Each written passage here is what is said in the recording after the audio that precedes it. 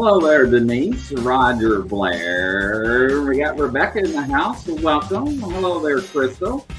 Nice to see everybody on this warm Sunday afternoon, broadcasting live from Arizona City, Arizona. Welcome, Denise. And Val, how are you doing today?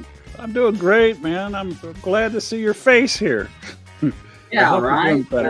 Everybody's like, are you alive, Grizzly? Grizzly, are you alive? Yes, I am alive, ladies and gentlemen. I'm doing well. Hello there, Karma. Nice to see you there.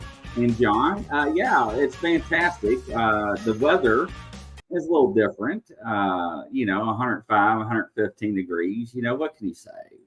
That's what we, right? A little warmer than I would like, I'll tell you that. Yeah, absolutely. So where she's at, she's got mountains galore. And I also took some pictures and posted them. And I did some research, and there's like a lot of Bigfoot activity here. Can you believe that? Yeah, I mean, I never thought about it like that, but yeah, you're right. I mean, I'm the one that looks. Check out the mountains. Oh yeah, and there's trees up there. Yeah, it's not all just rocky. Cactuses, no. So, and no matter what part of town you go to, there's different types of mountains and terrain. What's the big city you're close to, Grizz? Now, I'm in Arizona City, not too far from Tucson and Tombstone. Oh, give a hat tips to Wyatt Earp, would you? Yeah, right. So we're going to have some updates tonight, ladies and gentlemen, on our filming expeditions. I had to go and get one of my cameras fixed. I went to take some pictures the other night, and something fell out of my body of my high-end Canon. But, check out these mountains. Mm-hmm. I mean, isn't that just insane? Well, what I don't understand is how come there's no snow on them. Where's the snow at? Where's the snow caps at? I'm in the middle of the damn desert. So, I was asking her over dinner, I was like, I wonder what the elevation level is here. Mm-hmm. And the reason why I say that is because we were looking at the clouds while we was eating, mm-hmm. and right for the show. And it's fascinating that the clouds here are not like the clouds on the East Coast. They're just higher up in the sky. Mm-hmm. Where I come from, you can touch them. Here, you mm-hmm. cannot. Mm-hmm. So, I like to know, how tall some of these mountains are and what the elevation is on them. I don't know. Mm-hmm. But these were just going across town to get my camera done, and she got a camera so she can start taking some photography and some of the locations. But it's just crazy. Mm-hmm. Because when I see mountains, I think of the Smoky Mountains, the Appalachian Mountains. Hello, Alwetchy. But yeah, it's just like, it's crazy. Alwetchy says on tops of the mountains, elevation is about 10,000 feet, she said. 10,000 feet there? Yeah, evidently. Where you're at? Yeah. Wow. So, am I above sea level or below sea level in Arizona? I should know these things. Roger says, Val, one of my uncles lived in Phoenix for a while back in the late 70s and 80s. He worked for one of the airlines. Really? So, hey, Poncho, how you doing? Welcome. So, yeah, it's just fascinating. It really is. And like I said, I want to do some night watching because, the Phoenix, Arizona lights, remember those? Yes. I'm not far from there. Mm-hmm. And it's wild because you can see miles and miles in any direction at nighttime from her mm-hmm. location in the sky. Mm-hmm. So, now, one report that I recall out of Arizona that really stuck in my mind was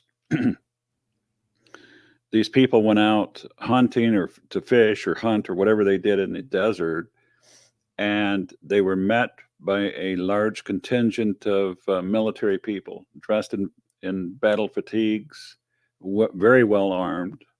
They were certain that those were military people, not civilians. And during the night, they had stumbled into several Sasquatches out there in the desert someplace, and apparently the military who did see these people told them told them that they had to leave.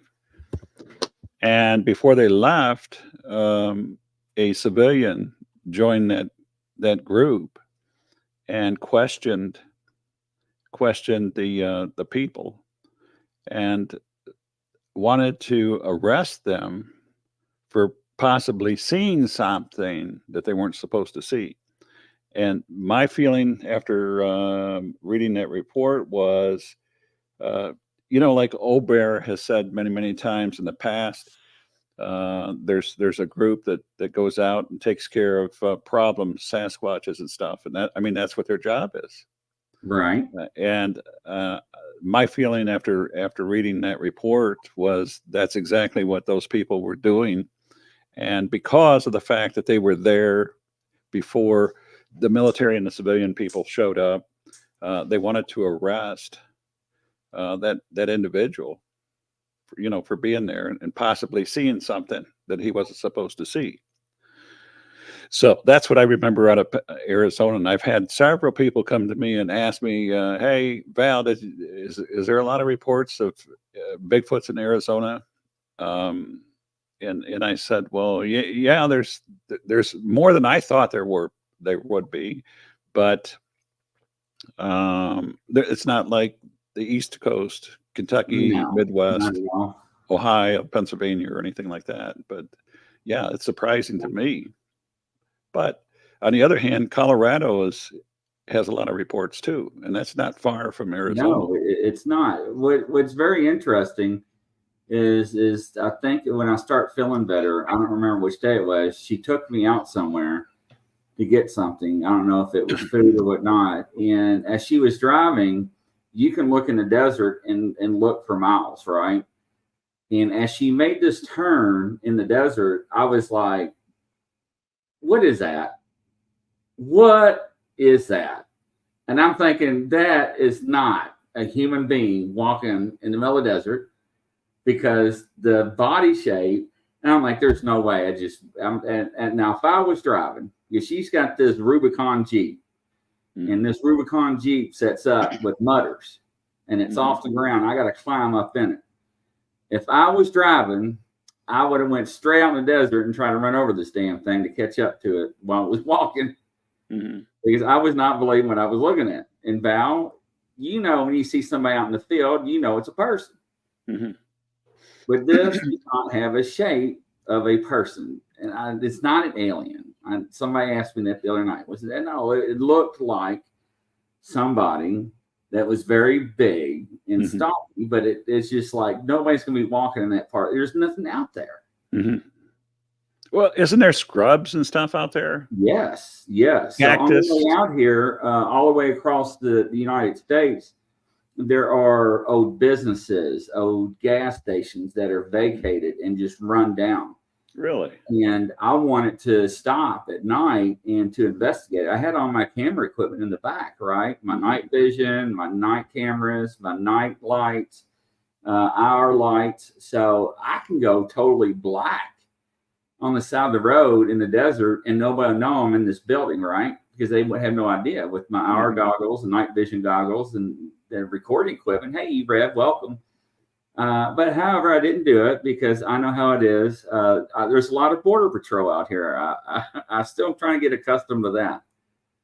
But it is interesting, though. So at night, in the middle of the night, it's got to be dark. You're outside of the city limits. Oh, it's dark. It's dark. Mean, is there enough ambient light from the desert that allows you to see something? Yeah. So I want to go out in the desert at night. But she's got the stigmata about scorpions and rattlesnakes. Oh, yeah. I'm with her. I don't like snakes. I don't like scorpions. Forget that. Woo. So anyways, yeah, I mean, me, I don't care. And she's like, don't walk out in the yard barefooted because scorpions. And it's like, okay, check. And it's like, then when the storms come in, you can see the storms coming in for miles. And they have, right now, the way she explains it, we are in a monsoon season. And the first monsoon that she had when I was here, I couldn't even get off the couch. That's how bad it was. And the best way I can describe how bad the storm was, it took me back to Noah in the ark. It's the first picture I saw. And she's like, you need to come look at this. Now I want to so bad, but I just didn't have enough energy. And if I did, I knew that I would get sick. So I didn't get up. And it's just, and it tells you, when it rains, don't drive here. It floods. And, you know, trying to comprehend that. And another thing is I didn't know about, and this is kind of funny. You know what an open range is, right? Yes. That means people just drop their kettle off and to hell with it, they leave. And here I'm sitting here is that we're in the middle of an outskirt of a small town and it says open range. And I'm like, you got to be joking. You know, watch out for the cattle. So our guest, Rick here from Michigan, says that he's in the backstage. You're not able to see him right now. No, so I'll tell you what I'll do. Let me take a picture here and I'll send it to you. So anytime somebody comes into the studio, the doorbell will ring on my end, and also it shows me who it is. And if you check your messages, that's what I have. So he's not in there. Plus, he would see us and hear us as well. Yeah. Okay. So, all right. I just welcome, Cuba. But no, if you want to resend the link to him and make sure that it's working, I mean, it's a good link because you got on it and everything else. I'm here. I'm right here. But yeah, so I mean, she's got some plans for us tomorrow on some adventures and do some filming and a lot of picture taking. So we're going to bring everybody up to speed tonight on the Pulse. And ladies and gentlemen, on the Pulse, I am so sorry. I put the wrong time down. It was supposed to be at 8 p.m. Eastern. And when I set it up, it went to 9 p.m. This time zone thing is, when I do a program, I have to do the time zone manually, because it doesn't automatically fix it for me. So I'll put the show an hour later. So make sure and tune in for that, ladies and gentlemen. So what kind of stuff do you talk about on the link? On the Pulse? On the Pulse. So we start out the show with door prizes. I have a roulette wheel, and everybody gets to pick their number from 00, which is double green, 0 green, all the way up to number 36. And we spin that wheel for everybody to give them an opportunity to win something, and they don't know what they win until they receive it in the mail from me. It could be a plethora of things. Rick just now signing in, so we'll bring him on in a second. Great, super. And then we go over funny things that people do in life and videos.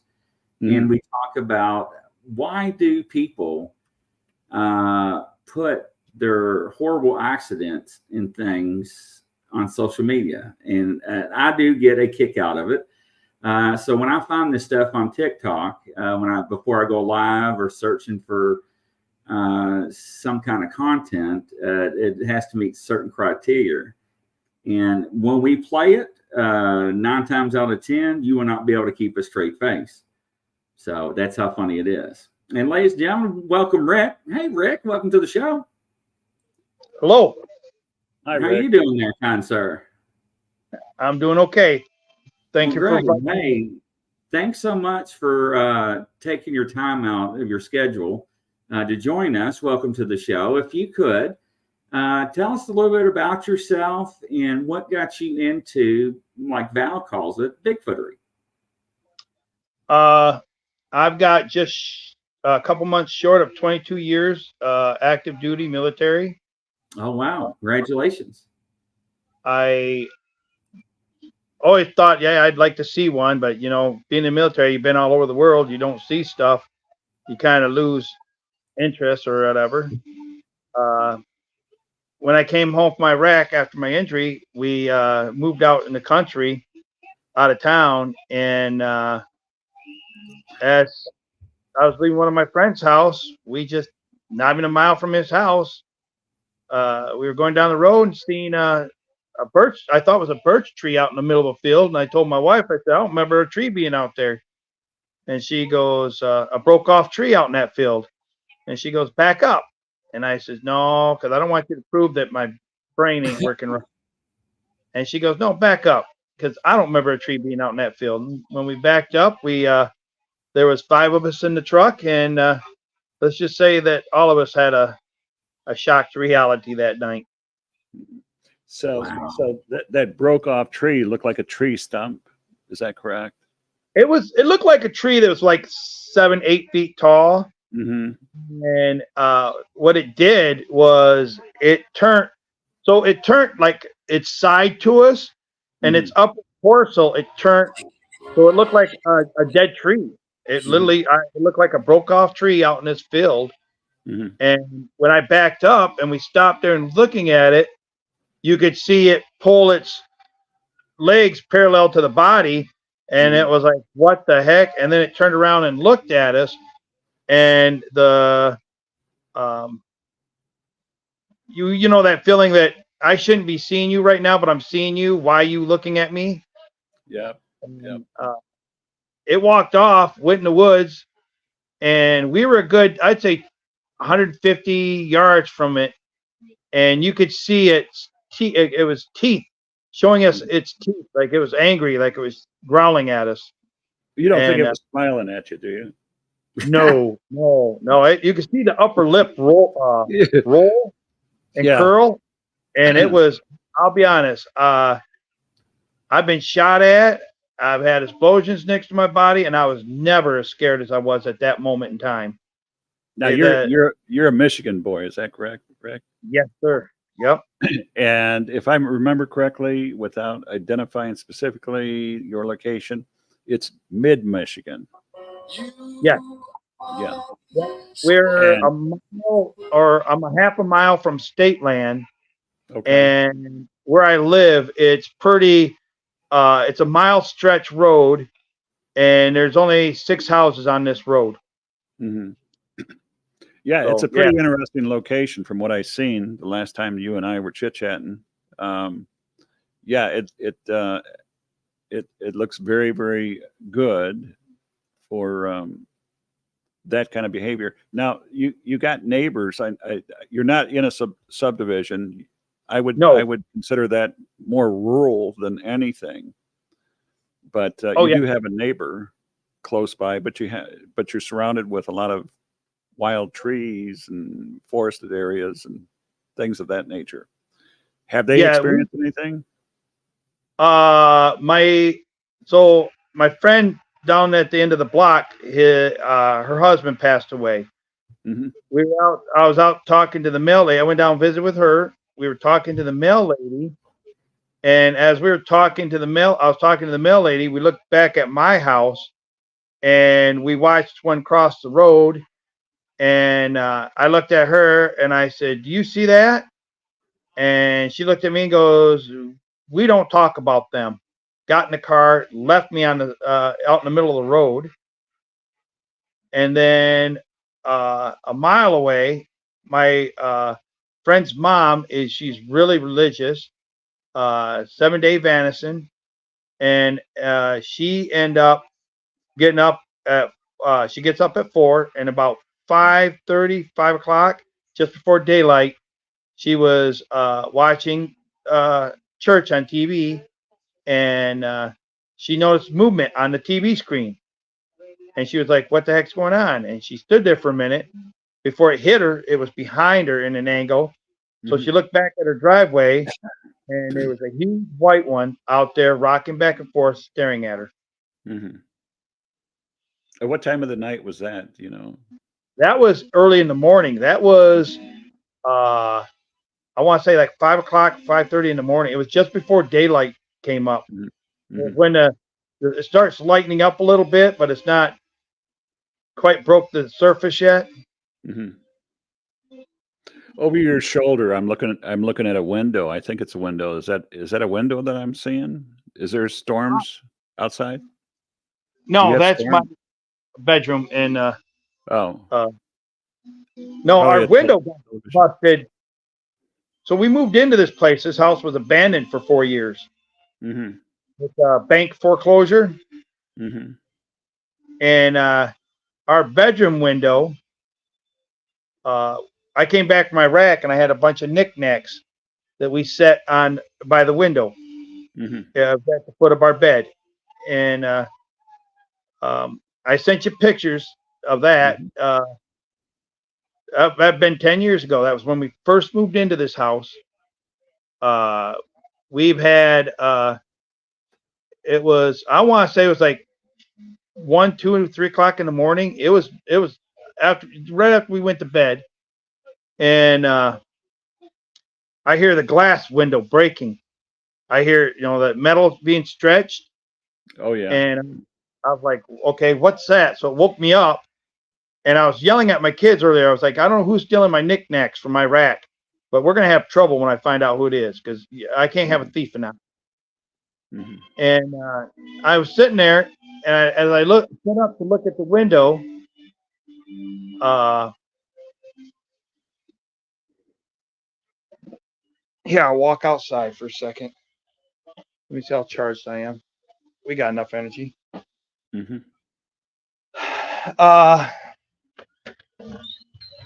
It grabbed the outside edges of the window and was trying to lift the window up.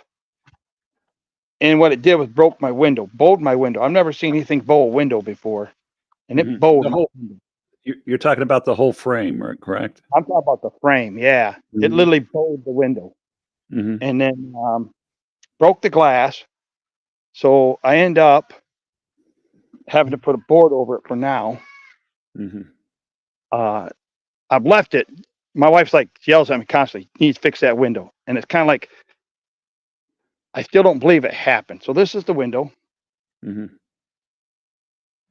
can see the property from the back side. All right. So it literally come up.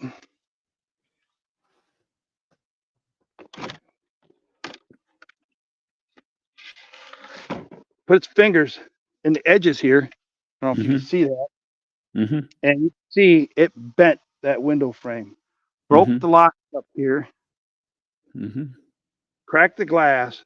And when it did it, it gave me that, you know how a little kid, when they break something, they give you that look like, holy shit, I just did something that you're going to yell at me for. And I'm in trouble. And it literally. Very interesting. Back over its shoulder at us like, uh-oh, you're going to yell at me. And I woke my wife up. My wife was looking at it. I was looking at it. And that look of, you're shitting me. Are you serious right now? You're real? And you just broke my window. You don't know to yell at it or just. Yeah, you're in shock. Yeah. Yeah. And it wasn't a couple nights later, my son sleeps in this room. And you can see all this stuff in front of the window here. I'm going to walk up there. So I want to show you. I don't know if you can see me there. You see how low I'm on this window? Oh, yes. Yeah. It was way up there. Its eyes was looking down. My son was sleeping right here. Insane. Yeah. Insane. And it was just staring at him. And he come flying out of the bedroom crying. He's a junior in high school. He come flying out screaming at me. And I'm like, what the hell's wrong with you? He goes, Dad, there's something with amber eyes in the fucking window. You need to get in there.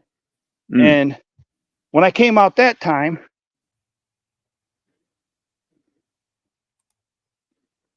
he froze up. Yeah. We'll be back here in a second. He's outside. Isn't that crazy? That's and wild. right here, but look at it. They just wander in and they're gone. Now, do you think that that's the path they use, Rick? Sure doesn't look like a bear trail. No, it looks like something large has been. I never did them until now. Now I know they're real. And when you tell somebody, you get the, oh, dude, did you get a picture? Oh, you're full of shit. And it's like, we had one night. So I ran a dog. We ran a dog rescue for a while.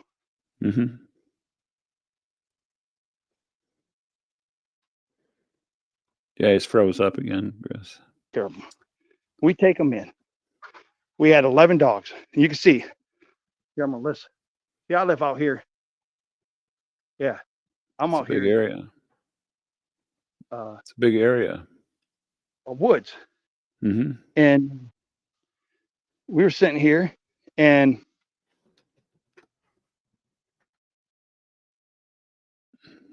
Yeah, about so the this, end of the night. And here is my woodshed. You can see it out here. Mm-hmm.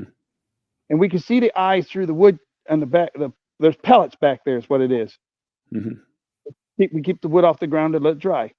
Mm-hmm. The eyes was looking, it was in between the pellets looking at us.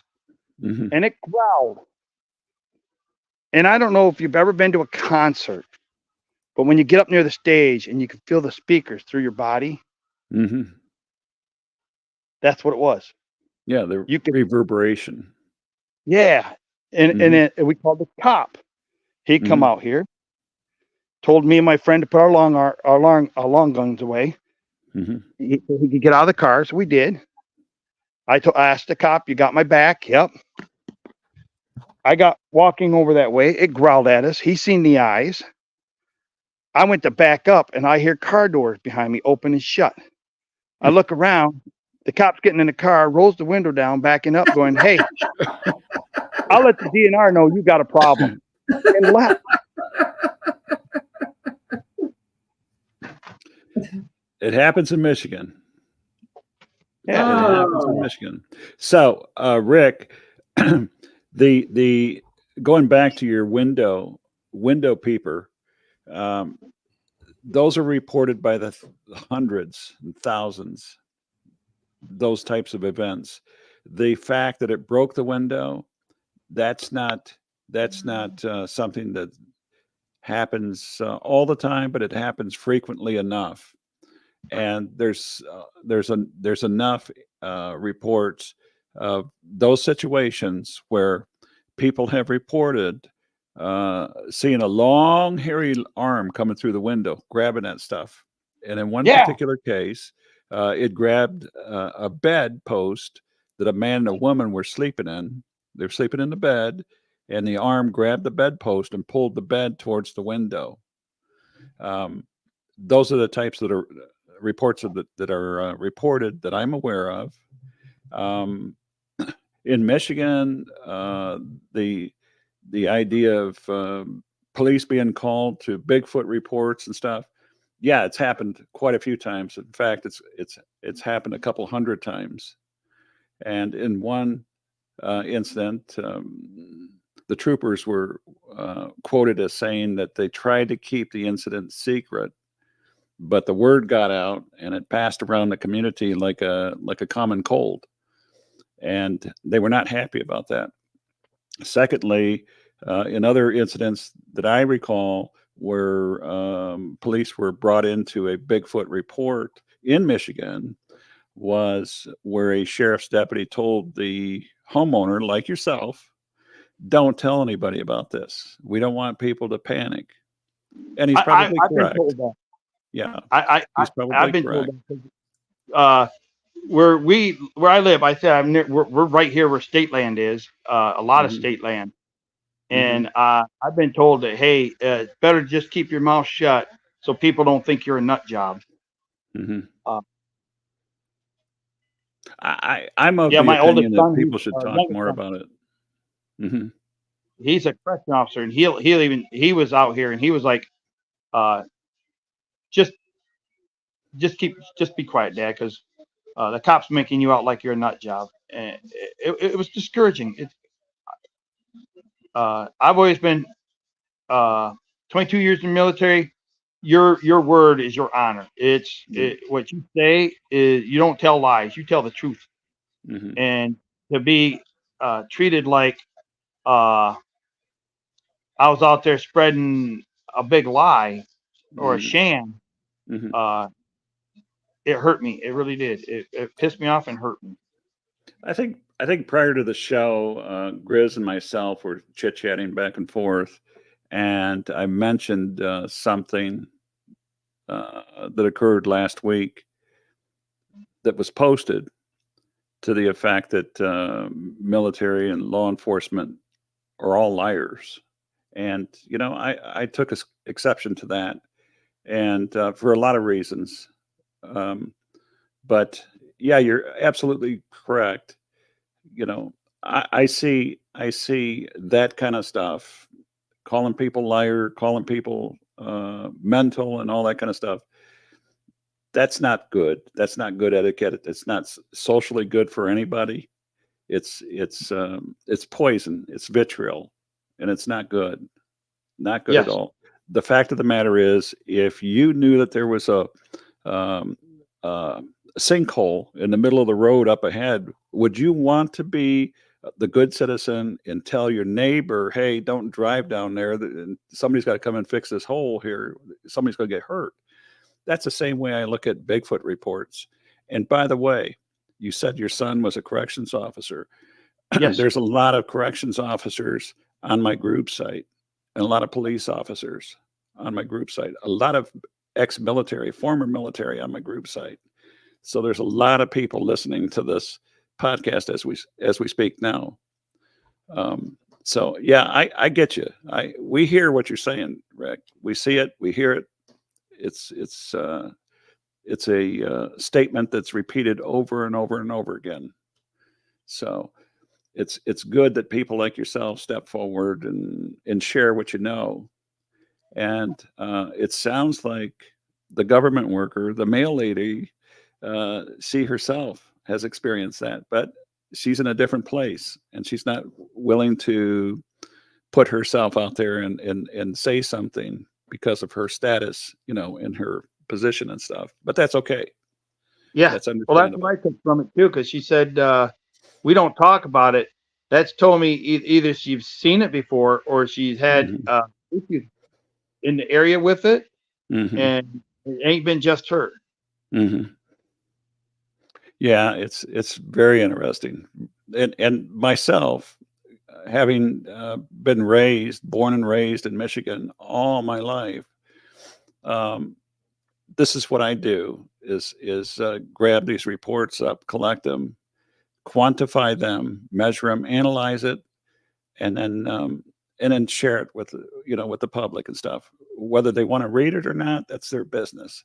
But I'm saying that to date that I know of, there's more than 2,300 Bigfoot Sasquatch reports throughout Michigan, and that includes all 83 counties. And this is going back from the 1700s all the way to the present day right now. I only know of one person that does that, and that's me. And that takes a lot of work, a lot of effort. But that's what I do. That's what I do. You ever gone outside at night and the crickets and the frogs, and it's so quiet you can hear vehicles over a mile away? Where we're living at, for 3 to 4 months out of the year, it's like that. And then when it seems like they move out of the area overnight, it's not constant. It's not like every night, but I'd say out of 7 nights a week, 3 or 4 of the nights, you can't hear nothing out here. You hear, I've heard, gone out here, I got audio recordings and stuff, and you can hear sticks being broke. You can hear communication that, like an owl doesn't communicate with a bobcat or a bird, but you can hear those 3 animals communicating back and forth in different sounds. And you're you're in your mind, you're going, animals don't communicate with each other like that, because once one stops, another one will pick up, stop, another one will pick up and stop. And you could tell they're communicating with each other. What time of the night do you hear this, Rick? Usually that starts around just after dark or just before dark. And then last night I went outside, let my dogs out to go to the bathroom. It was 1:30 in the morning. I got outside the house, probably 40 I wouldn't even say that. I'd say about 120 feet from me. So about 40 yards, 30, 40 yards. I heard, I thought it was a squirrel. I really did. I thought it was a squirrel. And I sit down on the porch and I was letting the dogs go to the bathroom and I'm listening. Then it hit me. Squirrels don't make sounds at night. Mm-hmm. Owls and shit pick that sound up and will focus right on them. Mm-hmm. And it got where it was chattering a little louder and a little more. And then behind me, on both sides of the house, I got cows out here and livestock. And I heard, let me get, and I was like, what the hell? And then I hear another one on the other side of the house. And then like they were communicating back and forth. And then I could hear something moving through the woods. Mm-hmm. We ran a dog rescue. When your dogs run for cover when they hear sound, and these are not just like, oh, they're little Chihuahua. These are German Shepherds. We took in German Shepherds. I've had Bull Mastiffs. I've had Meow Mutes, Huskies. And when they run for cover, something's bothering them. Mm-hmm. And last night, the last German Shepherd we got ran for the house. And I got an Australian Shepherd, and it was trying to pick up its baby and get in the house. So if a sound like that will make an animal run, it's kind of maybe it's time I go inside. But it's usually up until like 3 or 4 o'clock at night. You can hear them out here. I got audio. Like I said, I got audio. I've been trying to catch it on camera. I haven't been able to yet. Like last night, I was sitting outside just letting the dogs go potty, and then what the hell, and then you hear an animal and you're thinking, oh, no big deal. I know what that is. That's a squirrel. And, hold on, what the hell is a squirrel making sound at night for? They don't do that. I've done a survey of Michigan and U.S. and Canada to see when most reports are reported to have occurred, and it seems to me that Michigan follows pretty much the same patterns that has been reported across the United States, across North America. And that is that around dusk, we're talking about, well, it depends on the type of year, the time of the year, the season. And I'm talking particularly in July, the summer months, June, July, August. A lot of your activity starts to occur in earnest around 10 o'clock. And it peaks around midnight through 3 o'clock, 3 a.m. in the morning. And then it starts to wane, and it starts to wane until the early morning hours, like between 6 and 10 p.m. or 10 a.m. And then once it hits that saddle, that dip, if you can picture a U, after it reaches that saddle, the activity starts to pick up 1 o'clock, 12 o'clock, noon, 2, 3 o'clock in the afternoon. And you can see it reaching a crescendo around 10 p.m. That's when things are really happening out there. 10 p.m., 12 a.m., 1, 2, 3 o'clock in the morning. Secondly, and in addition to what you said about the crickets, the frogs, and the ancillary sounds of nature at night,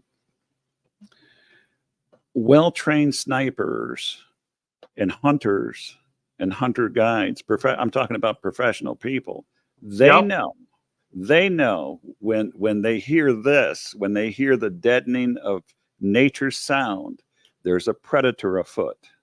They know this. And what you just explained here this evening, was exactly that. You're hearing them around. You're hearing the whistling.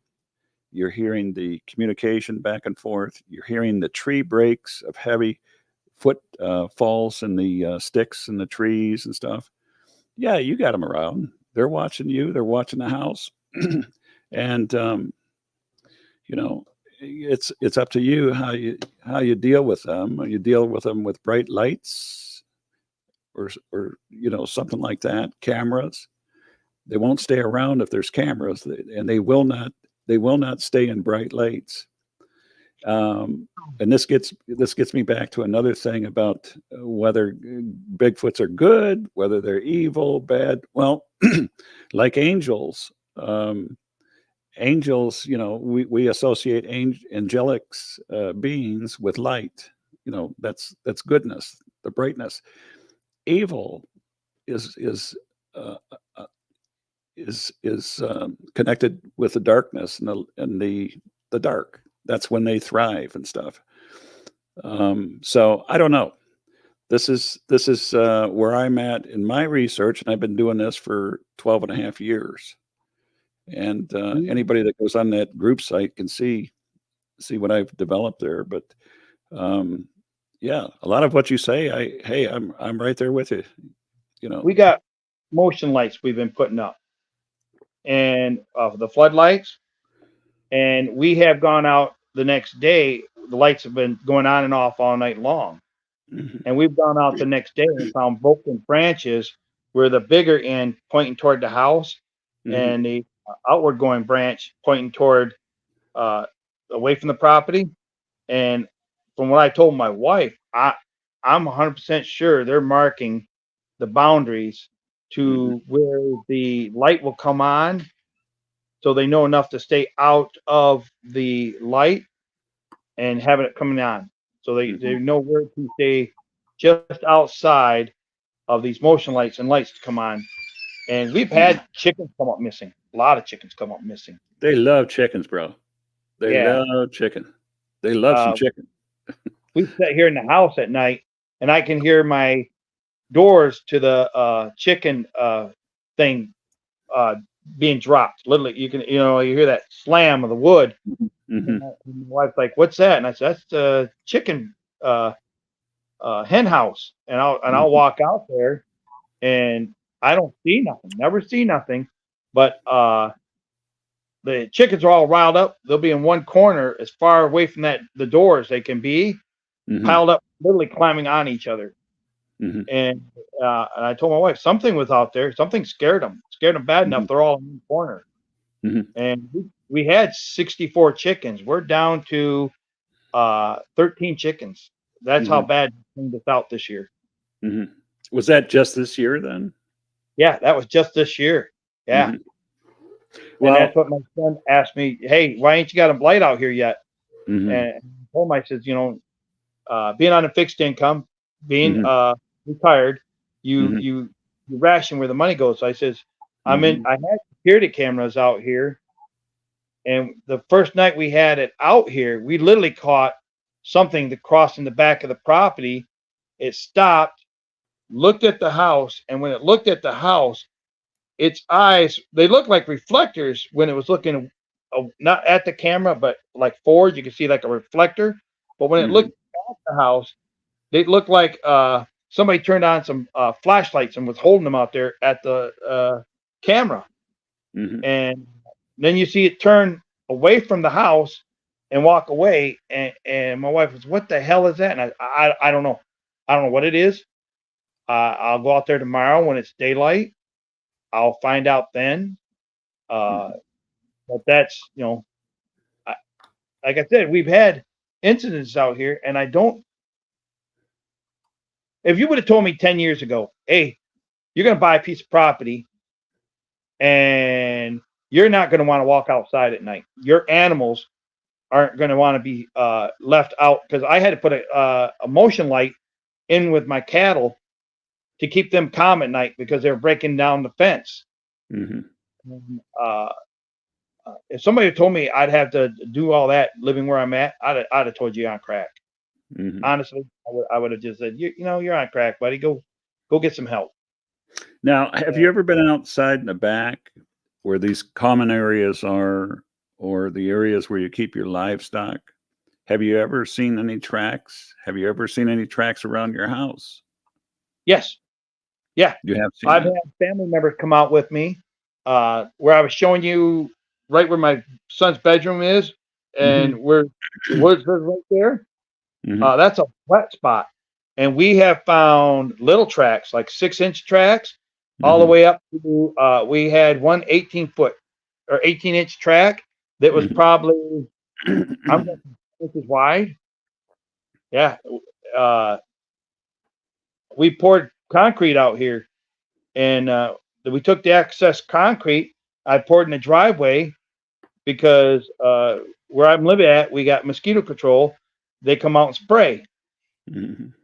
And we were sitting out there one night, and I could hear something crunching through the woods. Said, "I'm going to get you. I'm going to get you on camera tonight. I got your number tonight." So I ran out, hid in a pine tree. I'm in the pine tree, and I'm waiting with the camera, and I'm waiting. I hear a scraping sound. I'm like, "What the hell?" I hear a scraping sound again. So I take my light, and being a police officer, being a military, we got bright lights. We don't play with little lights. We got some bright Mhm. lights we use. And I shine the light where I heard the scraping, and I see his foot dragging over the concrete. We poured early in a hole I had in the driveway, Mhm. and I'm like, "What the heck? You got to be shitting me!" And it was Mhm. about 10 feet from me. And as I Mhm. bring the light up, I'm seeing its genitals. I'm seeing its chest. I'm shining the light in its eyes. It's growling at me. I dropped a $1,500 camera on the ground and ran. Mhm. I'm not. Yep, I didn't get my picture that night, but I sure didn't go back out and get it. Mhm. Uh, Now, is your property sandwiched in between two parcels, such as state land? Is that the way I so picture it? the property there I showed you the by my son's back window used to be state land. It Mhm. was state land. The year we bought our house, they sold it. It is I want to say it's a 12 or 15 acre lot. Mhm. Uh, they just sold it. They sold it, and the guy don't live there. He lives uh, about 10 miles away, 8-10 miles away, but he uses it for hunting and lets it grow up like I did. I let mine all grow up. Mhm. And then on the other side of me, the guy used to have cattle, and he passed away. So it's just an open area. And then next to that is another 40-acre lot of woods. Across me is a 40-acre lot of woods. And just to the outside of that 40-acre lot of woods, we have those giant power lines. Mhm. And there's times we've sat out here at night, and you can hear them making noise coming down the power line, turn into the 40. It's across the road, and then uh, skirt out toward uh, the east side of our property, Mhm. and or just on the east side of our property, because Mhm. my house literally almost butts up to my neighbor's property, Mhm. uh, and I'm about 100, 110 yards, 120 yards off the road, and Mhm. uh, my wife, my kids have sit out here. My kids have come over to visit with me and been coming the driveway. My son has pulled his pistol, his service pistol, because it was standing behind him growling. My daughter has come over to help me with my wife because my wife had a tumor, a big brain tumor and a double seizure. So my daughter's come over to help me come up the ramp. As she's coming up the ramp, it's at one end of the house growling at her. They don't attack us. They're not Mhm. vicious. Mhm. They've never showed like true aggression next to growling at us. Mhm. It's the once you see the size of Mhm. and the body mass, and you see their they're muscular. I'm a big guy. I'll admit it. I've been in a lot of fights. If I had to fist fight that thing, I'd pull the dirt in behind me right now. Mhm. There's no way. There's no way I would have a fair chance. And I think that's what bothers me the most, knowing what I used to do in the military and my job, my MOS, what I've done in the military, and to have something square off with you and know that you ain't got a chance. There's no way. There's nothing. But yet it's not like it's being aggressive with you. It's like, hey, I see you, you see me, back off. Get away from me. And what was your MOS in the military, Rick? I was 11 Bravo 1 Papa. Airborne infantry. Okay. So you know a little bit about combat, you know a little bit about strategy and defensive I've posture. served in Honduras and Panama when we did that. I have served in Iraq. I've served in Kuwait. I served up on the DMZ in Korea. Thank you for your service. Yes, both, absolutely. Thank you. Both my daughter and myself were well, I served infantry when I started out when I was young. I switched to MOS and went to military police, and I was military police investigator, and that's what I did, and that's how I ended my career. But I did 2 tours, and it really got me thinking when I take all of these skills and these experiences and I mesh them together, and incidentally, I worked government all my life, all my adult life, as did Grizzly. And it's all these skills and these experiences that you put together. And when you go out and look at the world the way it is, you have a little different feeling for it. You have a little different approach to everything. And yeah, I think, you know what, Rick, you're doing the right thing. And you and I have talked before, and I've made some suggestions to you that would help you and me both greatly.